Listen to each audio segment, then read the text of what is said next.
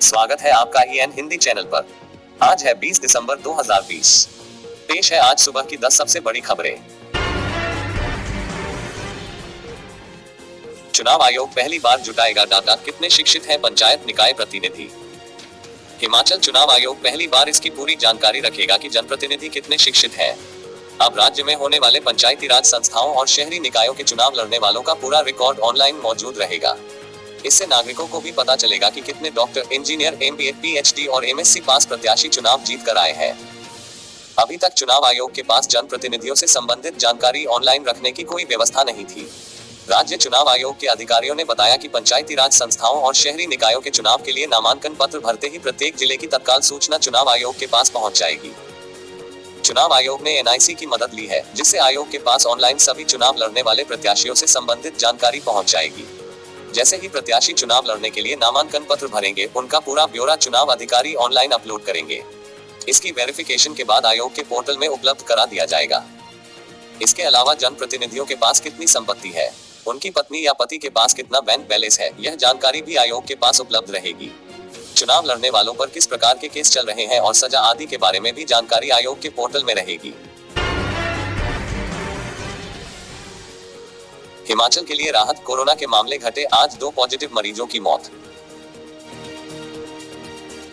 हिमाचल प्रदेश के लिए शनिवार को राहत की खबर आई। प्रदेश में सिर्फ 2 कोरोना पॉजिटिव मरीजों की मौत हो गई है, जबकि कोरोना मामलों में भी कमी आई है। शनिवार को बिलासपुर के खैरिया की संक्रमित महिला ने नेरचौक मेडिकल कॉलेज में दम तोड़ा। MH पालनपुर में 66 वर्षीय संक्रमित बुजुर्ग ने दम तोड़ दिया है। CMO Kangra doctor GD Gupta ने मामले की पुष्टि की है। वहीं प्रदेश में शनिवार को कोरोना वायरस के 393 नए मामले आए हैं। मंडी जिले में 82, कांगड़ा 66, शिमला 72, कुल्लू 40, सिरमौर 33, बिलासपुर 30, चंबा 22, सोलन 26, ऊना 13 और हमीरपुर में 9 नए मामले आए हैं। इसके साथ ही प्रदेश में कोरोना संक्रमितों का कुल आंकड़ा 52,010 पहुंच गया है। 5,966 सक्रिय मामले हैं। अब तक 45,138 मरीज ठीक हो चुके हैं और 858 संक्रमितों की मौत हो चुकी है। फीस में निजी स्कूलों की मनमानी रोकने 1997 के एक्ट में होगा बदलाव। निजी स्कूलों की फीस हमेशा से ही अभिभावकों का मुद्दा रहा है। कोविड-19 महामारी के समय में यह मुद्दा और भी अधिक गरमाया है। स्कूल बंद होने के कारण अभिभावक फीस देने को तैयार नहीं है, वहीं निजी स्कूल संचालक फीस वसूली में लगे हैं। निजी स्कूलों की इस फीस वसूली की मनमानी को रोकने के लिए हिमाचल प्रदेश सरकार 1997 के एक्ट में बदलाव करने जा रही है। इसके तहत SMC या किसी अन्य कमेटी को फीस निर्धारण में शामिल किया जाएगा। वर्तमान एक्ट के तहत निजी स्कूलों की फीस तय करने को लेकर कोई भी प्रावधान नहीं है। इसका फायदा उठाते हुए कई निजी स्कूल हर साल मनमाने तरीके से फीस में बढ़ोतरी कर रहे हैं। कोरोना संकट के बीच स्कूल फीस को लेकर मिली शिकायतों के बाद अब सरकार ने एक्ट में बदलाव करने का फैसला लिया है। बीते दिनों शिक्षा मंत्री ने आगामी विधानसभा सत्र के दौरान एक्ट बदलने का ऐलान किया है। इसी कड़ी में शिक्षा विभाग के अधिकारी ने एक्ट को बदलने के लिए काम करना शुरू कर दिया है। हिमाचल प्रदेश में निजी शिक्षण संस्थान नियामक एक्ट 1997 लागू है, लेकिन इसमें फीस तय किए जाने का प्रावधान नहीं है। एक्ट में बदलाव होने के बाद निजी स्कूलों को अपनी फीस व फंड सहित शिक्षकों का ब्यौरा सरकार को देना होगा। हालांकि फीस को स्कूल स्वयं ही तय करेंगे, लेकिन फीस पर नियंत्रण रखने के लिए सरकार कोई फॉर्मूला तैयार करेगी। इसके तहत निजी स्कूलों को निजी शिक्षण संस्थान नियामक आयोग के दायरे में भी लाया जा सकता है। वर्तमान एक्ट के तहत निजी स्कूलों को आयोग के दायरे में नहीं लाया जा सकता है। कई निजी स्कूलों की ओर से मनमाने तरीके से फीस वसूली करने और सरकार के आदेशों की अवहेलना करने की शिकायत बढ़ने पर शिक्षा विभाग को एक्ट में बदलाव करने के लिए प्रस्ताव बनाने को कहा गया है। शिक्षा मंत्री गोविंद सिंह ठाकुर के बयान देने के 3 दिन बाद भी उच्च शिक्षा निदेशालय की ओर से निजी स्कूलों को कोरोना संकट के बीच सिर्फ ट्यूशन फीस लेने के लिखित आदेश जारी नहीं हुए हैं। शुक्रवार शाम तक भी निदेशालय द्वारा इस बाबत कोई आधिकारिक जानकारी नहीं दी गई। दिल्ली से शिमला पहुंचने पर पांगी भरमौर क्षेत्र के लोगों से मिले CM जयराम। मुख्यमंत्री जयराम ठाकुर ने शनिवार को नई दिल्ली से शिमला पहुंचने के बाद अपने सरकारी आवास ओक ओवर पर भरमौर के विधायक जियालाल कपूर की अध्यक्षता में आए पांगी भरमौर के प्रतिनिधिमंडल से मुलाकात की।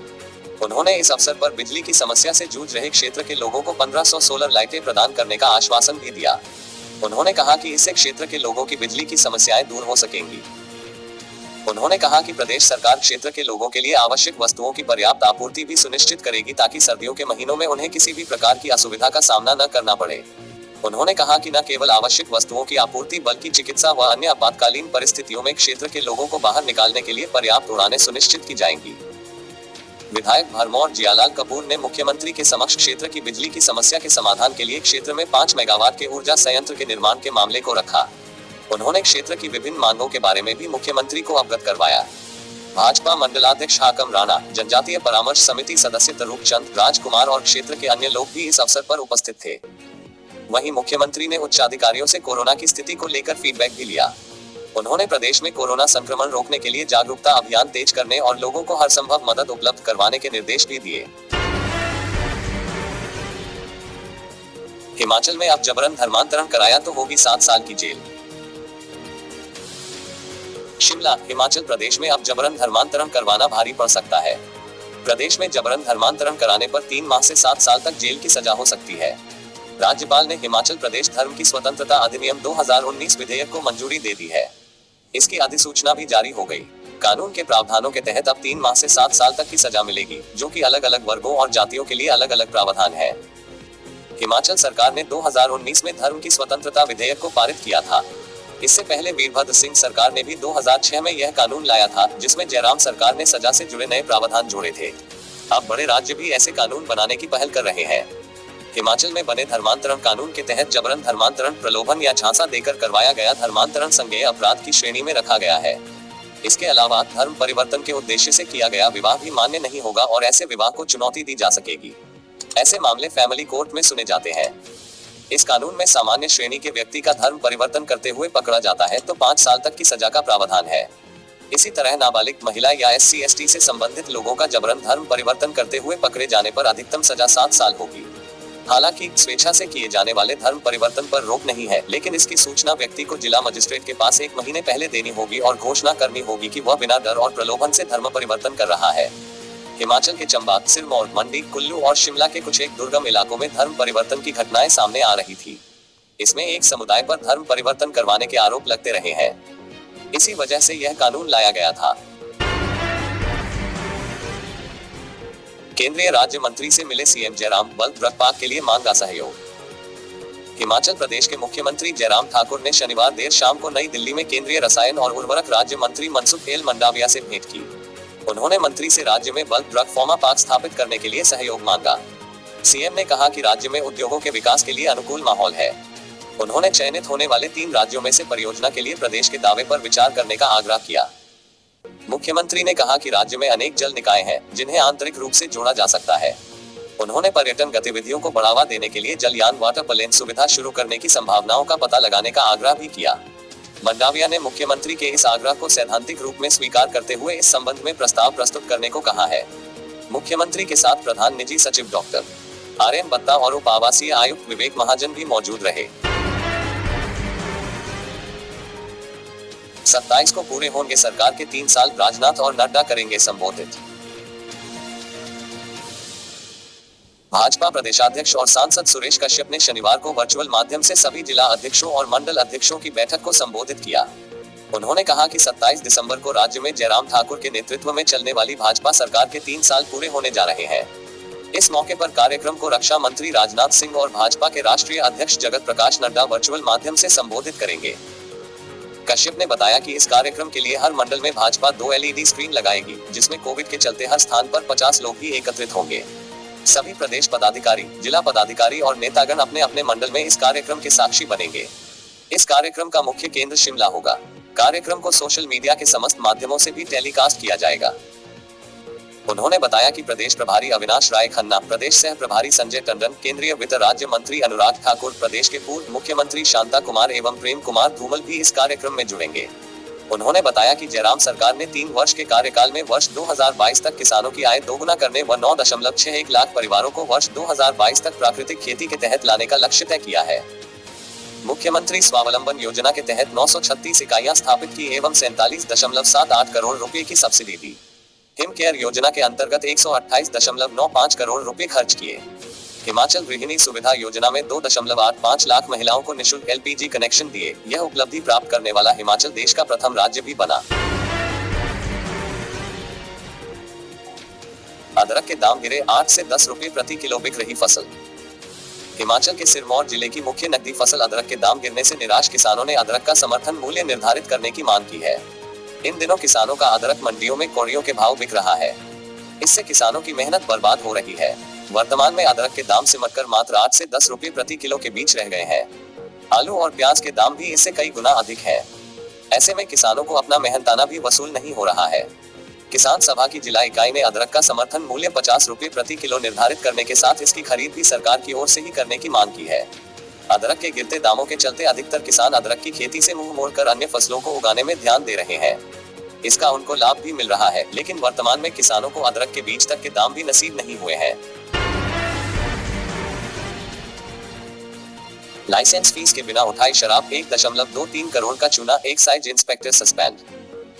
सिरमौर जिले की सराहा और यशवंतनगर की शराब यूनिटों में पिछले वर्ष retail excise duty licence fees दिए बगैर ही शराब ठेकों तक पहुंच गई। 2 फर्मों की लाइसेंस फीस जमा नहीं होने से सरकार को 1,23,445 करोड़ का चूना लगा है।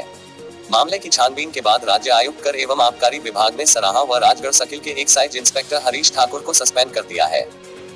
आबकारी अधिकारियों से मिली जानकारी के अनुसार शराब की खेप होलसेल से उठाने से पहले लाइसेंस फीस जमा करवानी होती है। इसके बाकायदा पास बनाए जाते हैं। पास बनाने के बाद विभाग के पास शराब की मात्रा और लाइसेंस फीस की राशि अंकित की जाती है। एक्साइज इंस्पेक्टर ने लाइसेंस फीस की रिकवरी के बिना एक्साइज पास जारी कर दिए। विभाग के शिमला जोन के सहायक आयुक्त ने इस मामले की जांच पड़ताल के बाद राज्य आयुक्त को रिपोर्ट सौंपी थी। इसके बाद ईटीआई हरीश ठाकुर को 21 अक्टूबर को कारण बताओ नोटिस जारी किया गया था। जवाब संतोषजनक नहीं पाए जाने पर विभाग के आयुक्त रोहन चंद ठाकुर ने ईटीओ को सस्पेंड करने के आदेश जारी किए हैं। सहायक आयुक्त आबकारी एवं कराधान शिमला ने इसकी जांच की। सूत्रों का कहना है कि इस मामले में संबंधित ठेकेदारों और उसके जमानतियों की संपत्ति को भी अटैच किया गया है। एक ठेकेदार ने 1,23,10,762 और एक ने 84,683 रुपए लाइसेंस फीस नहीं दी। शराब होलसेल से उठाई गई। किसान आंदोलन के चलते 40 रुपए क्विंटल बड़ा माल भाड़ा। आंदोलन का सीधा असर माल भाड़े पर भी नजर आने लगा है। दिल्ली से शिमला तक माल ढुलाई की दरें 40 रुपए प्रति क्विंटल तक बढ़ गई हैं। पहले दिल्ली से शिमला तक 160 रुपए प्रति क्विंटल भाड़े की दरें थी। अब यह बढ़कर 200 रुपए प्रति क्विंटल हो गई है। ऐसे में इस महंगाई का असर अब आम लोगों पर पड़ने लगा है। गंज बाजार होलसेल एसोसिएशन के अध्यक्ष कमलेश गुप्ता के मुताबिक किसान आंदोलन का असर ट्रांसपोर्ट पर पड़ा है। माल ढुलाई के दाम 40 रुपए प्रति क्विंटल बढ़ गए हैं। दाल, चना और अरहर के दाम 200 से 300 रुपए प्रति क्विंटल कम हुए हैं। दिसंबर के पहले सप्ताह में 9,900 रुपए प्रति क्विंटल बिकने वाले अरहर के दाम अब 9,600 रुपए प्रति किलो है। इसी तरह दाल चना 6,700 से 8,200 और काबुली चना 6,200 से 6,700 रुपए प्रति क्विंटल है। सरसों का तेल भी के 149 के साथ 3 रुपए सस्ता हुआ है। विक्रेताओं के मुताबिक आने वाले दिन में दालों में दाम में और गिरावट आने की उम्मीद है। दालों की नई फसलें भी फरवरी-मार्च में निकला शुरू हो जाएंगी। सरकारी भर्तियों में आरक्षण रोस्टर लागू न होने पर वित्त समिति ने उठाए सवाल।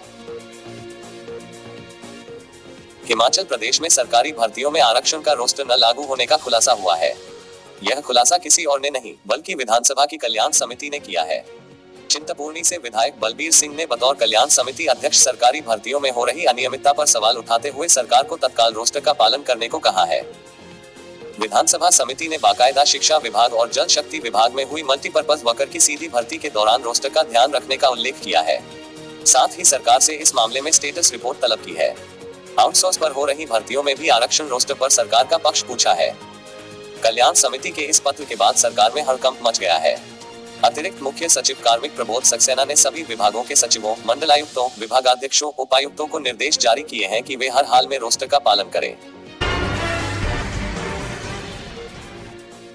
निजी कॉलेज प्रिंसिपलों के खिलाफ अगले सप्ताह से शुरू होगी जांच। प्रदेश के सभी निजी कॉलेजों के प्रिंसिपलों की शैक्षणिक योग्यता और नियुक्ति प्रक्रिया की अगले सप्ताह से जांच शुरू होगी। राज्य निजी शिक्षण संस्थान नियामक आयोग ने जांच के लिए कमेटी का गठन किया है। सभी तकनीकी, डिग्री, मेडिकल और इंजीनियरिंग कॉलेजों के प्रिंसिपलों के दस्तावेज जांचे जाएंगे। उधर जनवरी 2020 के पहले सप्ताह से निजी कॉलेजों के शिक्षकों पर शिकंजा कसेगा। शिक्षकों का रिकॉर्ड भी आयोग ने तलब किया है। प्रदेश के 10 निजी विश्वविद्यालयों के कुलपतियों की शैक्षणिक योग्यता और नियुक्ति प्रक्रिया की जांच पूरी होने के बाद अब निजी कॉलेजों के प्रिंसिपलों की नियुक्ति प्रक्रिया जांचने का काम शुरू हो गया है। निजी प्रदेश में शिक्षण संस्थान नियामक आयोग का गठन होने के बाद पहली बार कुलपतियों, प्रिंसिपलों और शिक्षकों की नियुक्ति प्रक्रिया की जांच की जा रही है। बीते 10 वर्षों के दौरान खुले निजी शिक्षण संस्थानों से कभी भी पड़ताल नहीं हुई है। आयोग की इस कार्रवाई से कई निजी संस्थानों में हड़कंप है। आयोग ने बीते माह सभी निजी कॉलेजों को पत्र जारी कर प्रिंसिपलों से संबंधित रिकॉर्ड आयोग के समक्ष रखने को कहा था। आयोग के पास रिकॉर्ड पहुंच गया है। इसकी जांच के लिए आयोग ने कमेटी का गठन भी कर दिया है। आयोग के अध्यक्ष मेजर जनरल सेवानिवृत्त अतुल कौशिक ने बताया कि निजी शिक्षण संस्थानों में गुणात्मक शिक्षा मिले, इसके लिए प्रिंसिपलों और शिक्षकों का योग्य होना जरूरी है। इसके चलते ही आयोग ने प्रिंसिपलों की नियुक्ति प्रक्रिया और उनकी शैक्षणिक योग्यता से संबंधित रिकॉर्ड तलब किया है। दोस्तों, अगर अभी तक आपने हमारे चैनल को सब्सक्राइब नहीं किया है तो यहाँ क्लिक करके हमारे चैनल को सब्सक्राइब कर लें। साथ ही इस नोटिफिकेशन बेल पर भी जरूर क्लिक करें, जिससे कि आप हमारे आने वाले सारे वीडियोस की नोटिफिकेशन अपने मोबाइल पर पा सकें।